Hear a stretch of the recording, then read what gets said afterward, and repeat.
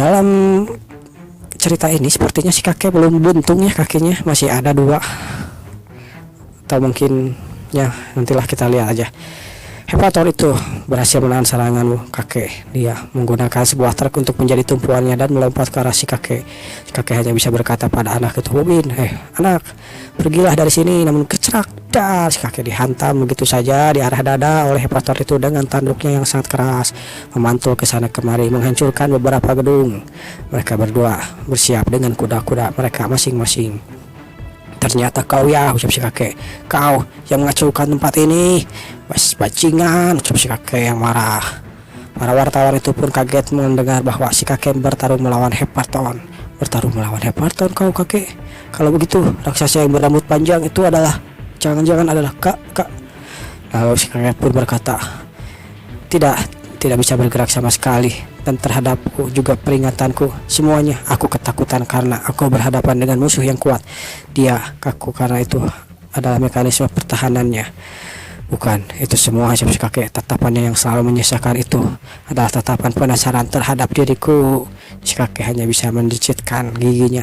"Jangan konyol, aku tidak akan takut dengan makhluk sepertimu." Syah, dar, menghilang, langsung tiba-tiba memukul Hepaton itu.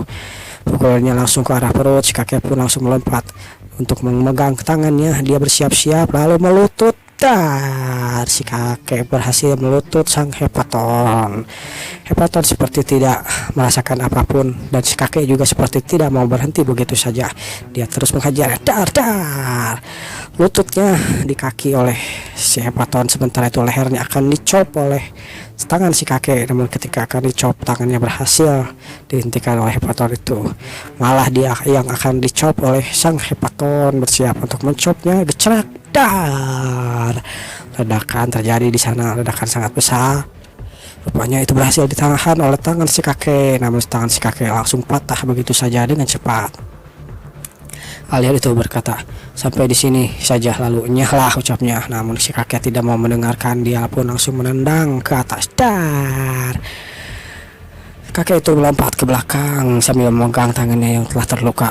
"Kau bilang apa?" ucapnya. "Aku tidak akan bilang sampai di sini saja. Aku akan terus menghajarmu." Beralihlah si kakek itu untuk menghajar Hepaton. Hepaton juga tidak mau kalah. Dia mengeluarkan jurus-jurusnya. Sang kakek mengeluarkan tinju, sementara Hepaton hanya bertahan. Sementara itu kita dipindahkan lagi. Si kakek yang menjelaskan, "Rambut putih panjang ya. Aku memang berambut putih dan aku juga berambut panjang. Lihat aku.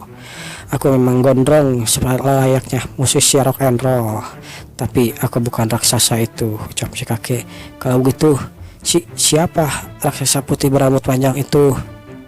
Kita pun dipindahkan ke pertarungan lagi. Aku sudah tidak lagi mengamati cara bertarung lawan. Aku tidak tahu apa yang rencanakan makhluk itu. Tapi anehnya dia tidak pernah menyerang diriku terlebih dahulu, hanya melakukan pertahanan dan serangan balasan. Tangan kanan lalu lutut, tulang rusuk rahang sampai ke mata kiri pun lumpuh karena pertarungan itu. Jumlah pertukaran serangan di antara kami hampir sama, tapi akumulasi trauma semakin lama semakin berbeda. Terlihat dari kekuatannya, dia memiliki kekuatan di atas diriku, tapi dia hanya bertahan. Perbedaan kekuatan yang luar biasa tidak bisa diimbangi, tergantung dengan apa yang akan dia lakukan. Aku merasa seperti berada di dalam genggamannya, ucap sang kakek. Tidak aneh kalau aku mati. Aku berada di tempat yang berbahaya, tapi aku tidak mati. Mengembalikan satu serangan, teknik terakhirku yang mengarahkan semua ke dalam satu serangan yang terkonsentrasi. Aku berusaha melakukan itu. Jangan meremehkan manusia, ucap si kakek. Dan mengenai insiden pelabuhan Incheon itu, ada kebenaran yang menyimpang tentang hal itu. Insiden tanpa saksi mata yang jelas ini dari awal. Ada sesuatu yang tidak konsisten yang telah dikatakan dari mulut ke mulut. Apa? Kebenaran menyimpang, ucap para wartawan yang ada di sana. Tentu saja aku bertarung melawan Hepaton sampai berdarah-darah. Memang benar dan itu memang fakta, ucapnya. Namun ketika aku tiba di pelabuhan, aku melihat ada anak orang kecil yang jatuh. Jadi itulah alasan kenapa aku ingin bertarung melawannya, karena aku pikir dia akan melukai anak itu. Untuk memberikannya luka fatal dalam serangan yang mendadak, aku berniat untuk mematahkan lehernya dengan sekuat tenaga, tapi dia malah sehat walafiat. Namun ada hal yang lebih aneh. Dia lakukan sesuatu yang aneh di dalam kabut debu yang tebal itu. Monster itu sedang melihat ke arah dermaga tempat insiden tersebut dimulai. Apa maksudnya itu, ucap para wartawan? Maksudnya kita perlu memikirkan kembali semua yang telah terjadi ke titik asalnya mengenai pelaku sebenarnya, ucap sang kakek. Insiden pembacaan di ganggang itu kurasa hanya dengan satu serangan saja. Sesaat aku merasakannya, ada energi yang mengerikan yang tidak terlihat ketika aku bertarung melawannya. Lalu ada interupsi dari seseorang, terlihat sebuah kilatan cahaya muncul di sana di antara mereka berdua. Aku merasakan seberkas cahaya yang tidak diketahui yang bergerak dengan kecepatan yang sangat menakutkan. Tapi sesuai dengan kata-katanya itu hanya kecak. Rupanya si kakek sepertinya ditolong oleh Hepaton ini ya. Kita pun sepertinya dipindah sisikan bahwa dari sudut pandang si Hepaton, sepertinya si Hepaton ini berusaha menolong si kakek, namun entah bagaimana berakhir dengan bertarung melawan si kakek. Terlihat benda yang baru saja datang itu menghancurkan kaki si kakek, dan akhirnya kita tahu bahwa kaki si kakek buntung di sini oleh sesuatu yang tidak tahu apa itu. Dan itulah akhir dari kaki si kakek dan awal dari kaki kayu si kakek yang kita lihat selama ini. Si kakek itu terbanting menerobos rumah-rumah dan akhirnya berakhir di kontainer setelah menabrak kontainer tersebut. Utah getih si kakek itu, berlumuran getih si kakek itu. Terlihat seseorang baru saja datang. Aku beri salam, ucapnya. Terlihat Hepaton itu melihat orang yang baru saja datang. Jadi itu ternyata kau ya. Dari bayangannya sepertinya kita tahu ini orang siapa ya. Dari bajunya juga bentuk segitiga bagaimana ya, itu mungkin adalah si Pan tentu saja. Dan benar saja itu adalah si Pan. Senang bertemu denganmu Hepaton. Rupanya Hepaton itu bernama Iskarion. Senang bertemu denganmu Iskarion. Di sana Iskarion atau Hepaton melihat kedatangan Pan tiba-tiba menghilang begitu saja. Dia tiba-tiba melompat ke arah jatuhnya si kakek. Di sana si kakek sudah hampir kehilangan kesadaran. Dia menjenggut kepalanya. Lihat mataku, ucap Hepaton. Dengarkan aku baik-baik. Setelah aku pergi dari tempat ini, kau tidak akan mencariku lagi. Ingat. Si kakek melihatnya dengan seksama. Entah apa yang dia lakukan, mata mereka berdua bersinar satu sama lain. Rencanakan untuk hari kedepannya, ucapnya. Dan begitulah Hepaton itu pun membiarkan si kakek pergi dengan cara melemparkannya ke udara. Siung. Si kakek itu pun terlempar ke udara. Dan begitulah si kakek pun menceritakan semuanya. Ketika aku menatap matanya, aku kehilangan kesadaran.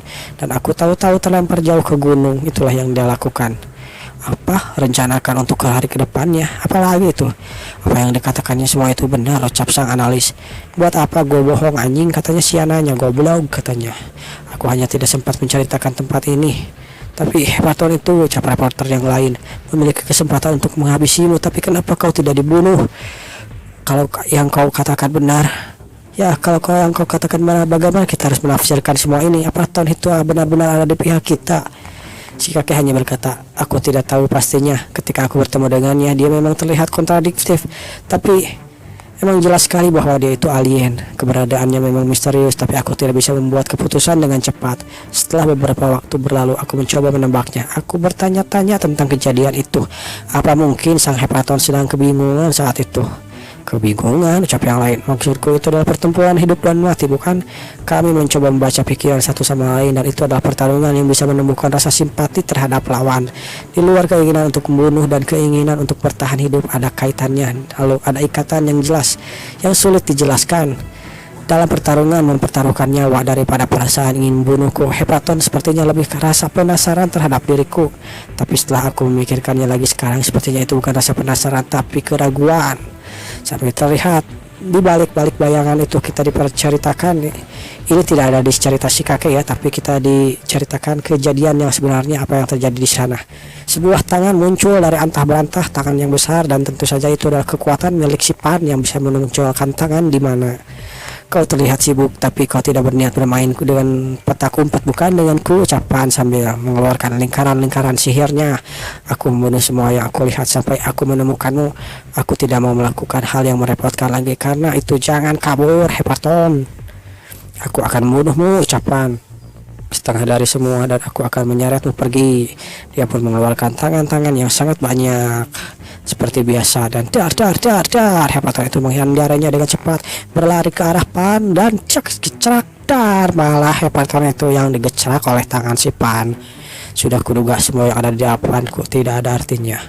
ucapan sambil dia mengeluarkan lagi lingkaran-lingkaran sihirnya, bersiap untuk mengeluarkan tangan. Namun tiba-tiba Muriel, bisa-bisanya kau merendahkanku dengan hal seperti ini. Dar, muncullah tangan yang sangat banyak. Dar. Hepaton itu pun babak belur dan sepertinya akan kalah. Belum sampai di situ saja, dia pun digencet oleh kedua tangan yang baru saja muncul. Namun rupanya di detik-detik terakhirnya Hepaton itu mengeluarkan seluruh tenaganya. Dia berhasil. Namun Muriel atau Pan tidak mengeluarkan itu begitu saja. Banyak tingkah kau. Saksikan ini, kecerak. Dar, di punggung lah dia, dihajar di punggung. Namun ketika itu Pan merasakan sesuatu. Apa? Seranganku meleset? Tidak meleset, tapi apa yang terjadi? Rupanya Hepaton membalikkan kepalanya 360 derajat lalu memakan tangan Muriel.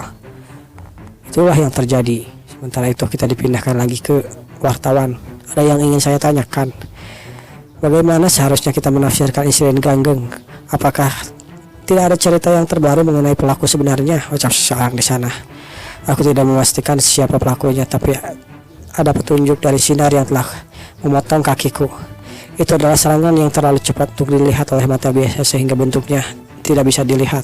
Tapi aku yakin dan aku bisa merasakan itu adalah bentuk tusukan runcing yang menusuk dengan kecepatan tinggi sambil menunjukkan gerakannya. Kecapean bertarung dengan alien berambut putih yang gagal dikalahkan di bandara Incheon, bukan? Sambil mereka semua terkejut. Rambut putih, tinggi besar seperti raksasa. Jangan-jangan si kakek menambahkan, aku menyimpulkan bahwa serangan itu sangat mirip dengan salah satu dari serangan alien yang bertarung melawan kecapean. Monster raksasa yang berambut panjang. Selain itu, ketika mempertimbangkan beberapa faktor kesamaan serangan mereka, aku menilai bahwa pelaku utama dalam pembantaian Ganggeng sama dengan alien yang muncul di bandara Incheon, ucapnya. Dan yang mengganggunya adalah alien Hepaton. Itulah yang penilaianku. Dan benar saja terlihat si Pan sudah merubah jawahnya. Hepaton juga tidak mau kalah. Mereka bertuburkan satu sama lain. Kecerak, dar. Tinju beradu dengan tinju. Kecerak, dar. Lagi mereka berdua terpantul satu sama lain ke belakang. Dia ucapan yang melihat kekuatan dari Hepaton yang sesungguhnya. Benda-benda tajam yang berada di punggungnya sudah mulai berjatuhan. Pan terkejut dengan apa yang terjadi dengan Hepaton saat ini. Saat itu dia membayangkan dan ingat apa yang dikatakan oleh Muriel bahwa si vampir masih hidup saat itu. Sepertinya aku salah dengar ucapan. Apa kau bilang? Coba katakan lagi ucapan. Aku bilang masih terlalu dini kau berhadapan dengan Hepaton. Kau harus mempertimbangkannya, ucap Muriel. Kita tidak tahu apa kau akan menang atau kalah, tapi ini untuk berjaga-jaga saja. Aku katakan sekali lagi, akan ada waktu tepat yang pasti akan datang. Kau harus bisa menghindari segala jenis kontak dengan dirinya. Maksudku dengan Iskarion, ucap Muriel. Ketika itu dia memperingatkan tentang Iskarion dan berbahayanya Iskarion yang saat ini sedang menjadi benar-benar berbahaya di hadapan Pan langsung. Badai api yang tidak pernah padam. Pan, bukan hanya kau saja. Sambil dia melihat wujud asli dari Iskarion, dia adalah makhluk yang sulit dihadapi oleh siapapun. Itulah Iskarion, sang Hepaton yang tanduk-tanduknya sudah terlepas dan kini mengeluarkan seperti api dari badannya. Terlihat awan yang sangat menekan, ketakutan di sana. Baru pertama kali Pan merasakannya. Tekanan yang luar biasa, ucapan sambil dia tidak mau kalah. Dia mengeluarkan tangan-tangan di balik bajunya dan bersiaplah kecerak. Ditepoklah Iskarion itu bersiap untuk menghadapi tepukannya. Sebuah pedang diluncurkan begitu saja, dilempar dengan mudahnya oleh Iskarion. Tebasan itu mengarah tangan ke langsung. Tangan itu berhadapan dengan pedang itu langsung dan terbelahlah tangan itu. Bahkan serangan itu langsung menuju Pan langsung. Pan di detik-detik akhirnya berakhir untuk menghindari serangan dari Iskarion. Rambut panjangnya kini dipotong oleh barbar Iskarion. Bahkan bangunan-bangunan di sekitarnya pun terbelah begitu saja dengan kekuatan Iskarion. Pan melihat ke belakang, takjub dengan beberapa kehancurannya, namun tidak berhenti di situ saja. Serangan Iskarion masih berlanjut dan menghancurkan tangan Pan. Kecerak, tangannya terputus. Sambil mengingat dan dia berkata, apa ya hebatnya makhluk seperti itu, si Iskarion itu. Aku tidak hanya bicara soal levelnya, ucap Muriel. semut melawan gajah, buaya katak, di antara segala sesuatu yang ada di alam semesta. Meskipun kesenjangan kekuatan yang jelas dan kejam di antara satu sama lain, pada akhirnya kita tidak akan bisa keluar dari bingkai kekuatan kita dan batas kekuatan kita. Tapi yang dimaksud dengan keabadian atau kekuatan yang dekat dengan arti kata itu adalah tahap menakutkan yang bisa mengatakan perbedaan kekuatan, yang bahkan bisa menyatakan dan menyangkal yang batas-batas yang ada di dunia. Kewaspadaan terhadap Iskarion bisa dibilang serupa dengan hal itu. Itulah yang dikatakan moral, menceritakan berbahayanya Iskarion. Terlihat Iskarion menggabungkan pedang-pedangnya menjadi satu. Selama apinya tidak padam, Iskarion tidak akan pernah berhenti. Tapi masalahnya, api itu adalah api abadi yang menyala melawan waktu dan akan menyala selamanya. Iskarion pun kini bertransformasi menjadi hal lain. Selama apinya tidak akan padam oleh ketujuh tanduknya atau keberadaan tidak diakhiri. Inilah dia wujud asli dari Iskarion. Jeng jeng. Iskarion adalah inkarnasi yang sangat membara selamanya. Terlihat Pan yang mengambil tangannya yang buntung, dia menempelkannya lagi dong anjing, edan gitunya. Menempelkannya lagi begitu saja, namun di sana Pan langsung diserang oleh serangan Iskarion yang lain. Aku tidak tahu apa alasannya, tidak ada peningkatan, seperti sedang terperangkap dalam ilusi. Aku butuh waktu untuk lepas dari ilusi ini, tetapi mereka pun melompat ke atas satu sama lain dan Pan pun akan diserang oleh Iskarion dengan besinya.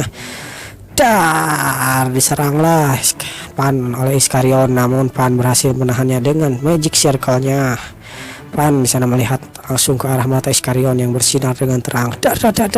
Dipukul secara brutal. Pelindung sihirnya itu pun kalah dan pecah. Akhirnya Pan pun dipegang kepalanya dan mata ketiganya yang berada di dahi dicolok begitu saja oleh Iskarion. Dan sepertinya inilah alasan kenapa ya Pan baru muncul beberapa tahun kemudian, karena dia memulihkan diri dari pertolongan dari Iskarion saat itu. Di sana Iskarion berkata, aku akan menghancurkanmu seperti ini. Dicoloklah mata itu, mata Rinnegan miliknya. Sementara itu ketika dia akan menghancurkan Pan, di sini Behemoth mulai datang. Salah satu Behemoth itu bernama Banisar yang kita kenal sebagai ubur-ubur. Banisar ucapnya. Dia mengambil Pan begitu saja. Sementara itu si kelelawar juga atau si vampir juga datang ke sana untuk membantu. Mereka semua membatang untuk membantu Pan. Jangan melihat matanya, ucapnya. Ketika itu dia akan melakukan chop pada sesuatu dan benar saja dia pun dicop di kaki buntung begitu saja. Si vampir diselamatkan oleh Banisar, langsung menyedotnya ke ruang portal pribadinya. Dan begitulah, sudah lama tidak bertemu Iskarion. Di dalam portal itu terdengar suara Murel ya, ucap Iskarion. Jadi akhirnya seperti ini, ucap Murel. Saat itu tiba, aku tidak punya pilihan lain dan kau juga tidak punya pilihan lain. Kita pun dipindahkan lagi ke ruang pers. Terus sekarang Hepaton ada di mana? Apa yang dia rencanakan dan sedang apa dia? Aku tidak tahu apa-apa, tapi kalau dia bergerak lagi, ucap si kakek sambil dengan wajah yang serius dia berkata, aku hanya berharap dia tidak akan menjadi musuh kita.